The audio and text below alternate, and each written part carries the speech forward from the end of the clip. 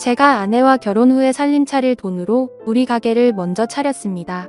사실 가게 오픈하고 초반에는 잘못된 선택을 했나 싶을 정도로 방황을 많이 했습니다. 장사가 많이 안 되었거든요. 아내는 정말 아름다웠습니다. 하얀색 주방 유니폼이 그렇게 잘 어울리는 사람은 세상 어디에도 또 없을 것 같네요. 아내를 처음 만났을 때 저는 주방에서 짬이 좀 되는 고참 직원이었고, 아내는 열정만으로 요리를 시작한 겁없는 신입이었습니다. 사실 아내한테 첫눈에 반하다시피 했는데 제가 너무 서툴었는지 좋아한다는 표현보다는 주방에서 갈구고 싸우면서 제 마음을 표현했어요. 저희가 결혼할 때 후배들 말에 의하면 아내가 제 욕을 그렇게나 많이 했었다고 합니다. 둘이 결혼할 줄은 상상도 못했다며 경악을 금치 못할 정도로 아내를 못살게 굴던 저였으니까요. 아무튼 가게 오픈 준비할 때부터 정말 많이 힘들었습니다. 자리 찾는 것부터가 어려운 일이었어요. 서울에서는 도무지 가게를 열지 못할 것 같아서 저희는 서울이 아닌 다른 곳에 가게를 차리게 되었습니다. 거기서도 한참 자리를 알아보다가 산기슭이 있는 자리를 계약하게 되었습니다. 다른 것보다 통유리 창 너머로 보이는 자연 경관이 너무 아름다웠거든요. 세상에 길고양이들도 오며 가며 다니고 가끔은 다람쥐도 왔다 가고 정말 좋았어요. 안 좋았던 건 그렇게 고양이나 다람쥐가 가게 근처에 나타날 만큼 장사가 엄청 안 되었기 때문입니다. 기본적으로는 레스토랑보다는 커피숍과 베이커리를 겸한 카페에 가까웠어요. 아무래도 위치적인 여건이 안 좋다 보니 금방 상하는 식재료들을 오래 보관하는 것보다 차라리 커피와 빵을 파는 게 경제적으로 더 손실이 적을 거라 판단했기 때문입니다. 다행히 제가 제빵 자격증도 있고 취미로 바리스타 자격증도 취득해 둔 게 있어서 메뉴를 바꾸는데 어려움은 없었습니다.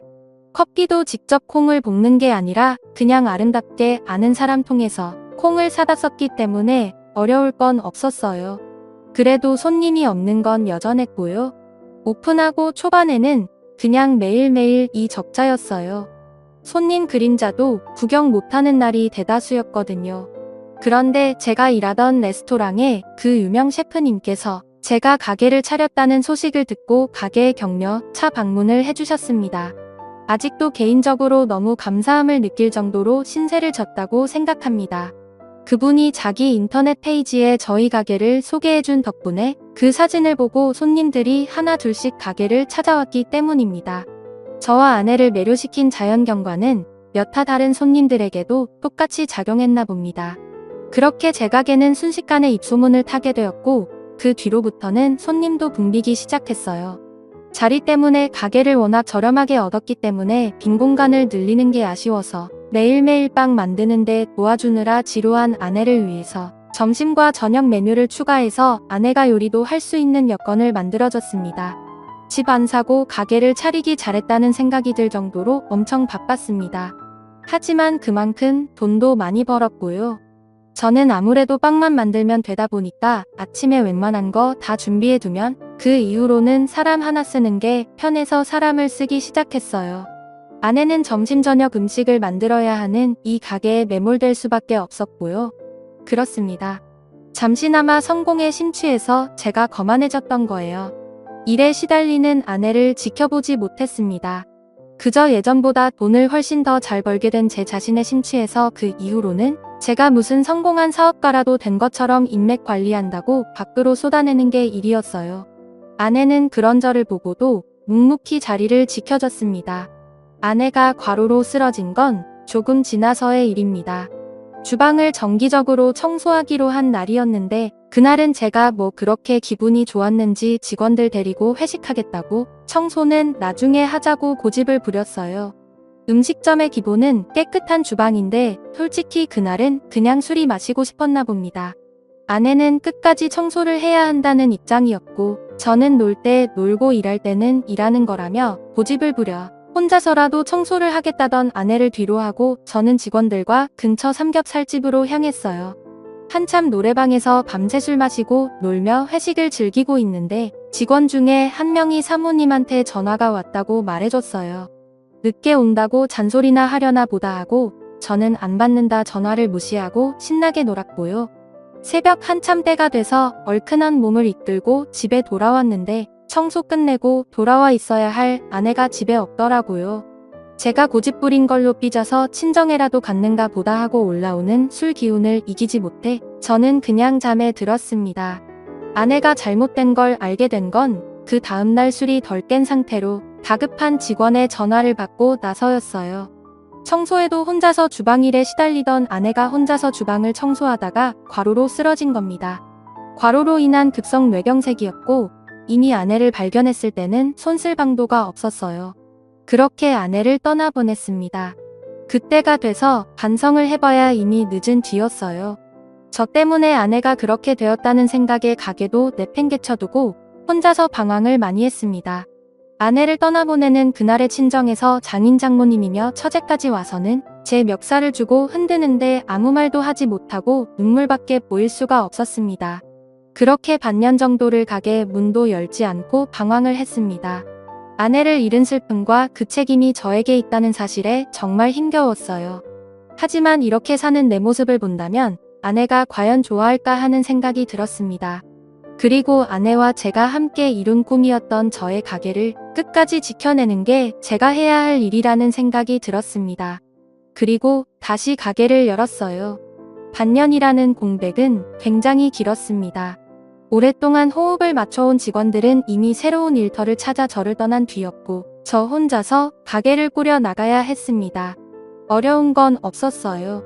자리를 비웠던 시간만큼 손님도 떨어졌고 저는 제가 늘 하던 대로 아침에 일찍 나가 빵을 굽고 점심과 저녁에는 아내가 짜놓은 메뉴대로 음식을 하면 되었거든요. 저도 요리를 하던 사람이기 때문에 아내만큼은 아니지만 어느 정도의 맛을 낼 수는 있었습니다. 다시 가게를 열었다는 소식에 감사하게도 그동안 자주 와주던 단골 손님들은 시간을 내서 가게를 찾아와 주었습니다. 아내의 소식을 들었다며 건네는 심심한 위로도 듣고 가끔씩은 자주 오겠다며 저를 응원해줬어요. 이렇게 소소하게 장사를 하며 가게를 이어나가고 있던 어느 날 아내가 있을 때는 가게의 시그니처 메뉴라고 해도 무방한 봉골레 파스타가 제가 음식을 하기 시작한 이후로는 판매량이 급감했다는 걸 깨닫게 되었어요. 얼굴을 트고 지내는 단골 손님들한테 혹시 저의 봉골레 파스타가 아내의 것과 다른 게 있냐는 질문을 했는데 그들에게서 하나같이 여전히 맛있지만 평소에 즐겨 먹던 그 맛이 아니라서 생각보다 손이 가지 않는다는 말을 들었습니다. 아내와 메뉴를 만들며 레시피를 같이 짰는데 뭐가 그렇게 다른가 하는 생각이 들어서 그 자리에서 제가 시식을 해봤습니다. 그런데 역시나 아내와 같이 메뉴를 구상할 때 하던 대로 똑같이 음식을 했는데 아내가 해주던 그 맛이 아니었던 거예요. 아내와 같이 구상한 메뉴이기도 하고 그동안 가게에서도 잘 팔리던 메뉴였기 때문에 맛이 달라졌다고 한들 메뉴에서 빼고 싶지는 않았습니다. 여전히 단골이 적은 장사를 하게 되었지만 그 맛을 내지 못하는 상황의 주문은 거의 없는 거나 마찬가지였어요. 어느 날 평소와 같이 새벽 일찍 출근해 혼자 분주하게 주방을 오가며 빵을 만들고 있던 어느 날이었습니다. 오픈 시간이 아직도 한참 남았는데도 불구하고 밖에서 누군가 문을 두드리는 소리가 나서 나가봤어요. 깜짝 놀랐습니다. 아내가 살아 돌아온 줄 알았어요. 눈앞에 서 있던 건 아내가 아니라 아내의 여동생 처제였습니다. 아내가 그렇게 된 것에 대해서 저의 책임이 분명했기 때문에 아내가 떠난 뒤로는 처가와는 연락을 끊고 지내고 있었습니다. 아내와 닮은 처제의 모습을 보고 놀라기도 했지만 아닌 꼭두새벽에 처제가 가게까지 찾아왔으니 저는 정말 놀라고 말았죠. 처제는 카운터 쪽 바에 걸터앉아 빵을 오븐에 집어넣고 있는 저를 바라보고만 있었습니다. 별다른 말은 하지 않고 아내가 있었다면 이리저리 분주하게 돌고 있었을 동선을 아쉬운 듯이 계속 바라보고 있었습니다. 빵의 준비가 다 끝나고 저는 처제에게 다시는 못 볼 줄 알았는데 여기까지 어쩐 일이냐고 물어봤어요. 처제는 시큰둥하게 가게를 다시 열었다는 소식을 듣고 찾아와 봤다고 하더라고요. 제가 어떻게 지내는지 확인도 할 겸사겸사요. 연락은 하지 않았지만 장인 장모님도 걱정을 많이 했는데 이제 이겨내고 잘 지내는 것 같아서 보기 좋다는 말을 해주더라고요. 혼자서 계속 가게를 기웃거리던 처제에게 새벽부터 와서 빈속일 텐데 먹고 싶은 거 있으면 말하라고 했어요. 처제는 저에게 봉골레 파스타를 해달라고 하더라고요. 아내가 제일 자신 있어 하는 메뉴란 걸 알았는지 의외의 부탁에 적잖이 당황했습니다. 이윽고 저는 요리를 끝내 처제의 앞에 접시를 올려주었습니다. 처제는 한술 아내의 요리를 따라한 저희 음식을 맛보고는 이게 아니라는 말을 하더라고요. 그러더니 아내가 입던 앞치마를 메고 주방으로 들어갔습니다. 그리고는 제 앞에 봉골레 파스타를 한 접시 내왔어요. 아내가 담은 것과 비교하면 엄청 서툰 플레이팅이었지만 그 맛은 아내가 만들어주던 그 맛 그대로였습니다. 저는 깜짝 놀랐어요. 처제한테 이건 아내의 맛이라고 어떻게 재현해낸 건지 알고 싶다고 솔직하게 말을 걸었습니다. 처제는 조용히 저를 주방으로 부르더니 처음부터 끝까지 모든 걸 보여줬습니다. 화이트 와인을 넣은 뒤 바지락이 열을 받아 입을 벌리기 전에 타이밍이 가장 중요한 단계라고 설명해 주더군요. 뚜껑을 열었을 때 입을 열지 않은 바지락은 직접 벌려서 꺼내주는 한이 있어도 뚜껑을 여는 시간만큼은 정확하게 맞추는 게 관건이라고 했어요. 그리고 파스타를 볶다가 올리브 오일을 얼마나 넣어야 하는지, 어느 타이밍에 넣어야 하는지 그런 세세한 부분을 전부 다 알려줬습니다. 간단한 순서 몇 가지만 바꿨을 뿐인데 저도 아내가 만들던 그 맛을 금세 재현해내고 말았습니다. 처제는 아내가 자기가 해준 봉골레 파스타를 먹고부터 요리 인생이 시작되었다고 봐도 무방하다며 자랑처럼 이야기했습니다. 그리고 이 봉골레 파스타는 오래전부터 두 사람이 만들어낸 비밀의 결정체라고 봐도 무방한 거였지요. 그리고 처제는 제 가게를 찾아온 이유에 대해서도 말해줬습니다. 인터넷에서 가게가 다시 오픈했다는 소식을 받고 그리고 봉골레 파스타가 늘 먹던 맛이 나지 않는다는 어떤 사람이 올린 게시물도 봤다고 합니다. 형부 때문에 언니를 잃게 된 걸 생각하면 용서할 수 없지만 언니의 인생이라고 봐도 무방할 이 가게에서 언니가 만들던 음식이 이젠 더 이상 맛이 없다는 말을 보는 게 더 참을 수 없는 일이었다고 하네요. 사실 다른 건 몰라도 레시피만큼은 알려줘야겠다는 생각에 찾아왔다는 겁니다. 하지만 처제도 마음이 많이 약해졌나 봐요. 아내의 맛을 찾았다고 기뻐하며 울고 있는 저를 보니 마음이 많이 안타까웠나 봅니다. 제가 아내를 털어내고 이겨낸 것처럼 자신은 물론 장인 장모님도 이제 더 이상 저에게 악감정이 없으니 언제라도 한번 처가에 찾아오라는 말을 했어요. 그날로 바로 처가에 찾아가 눈물 콧물 쏟으며 장인 장모님께도 용서를 받았습니다. 다시 찾아오는 단골 손님들에게는 다시 봉골레 파스타를 자신있게 권해줬고 아내가 남겨놓은 메뉴와 함께 가게는 점차 손님 수가 늘어나기 시작하더니 그때만큼은 아니지만 요즘은 정신없이 바쁜 생활을 하고 있어요. 봉골레 파스타 주문이 들어오면 저는 주방으로 달려가 그녀에게 주문이 들어온 소식을 알립니다.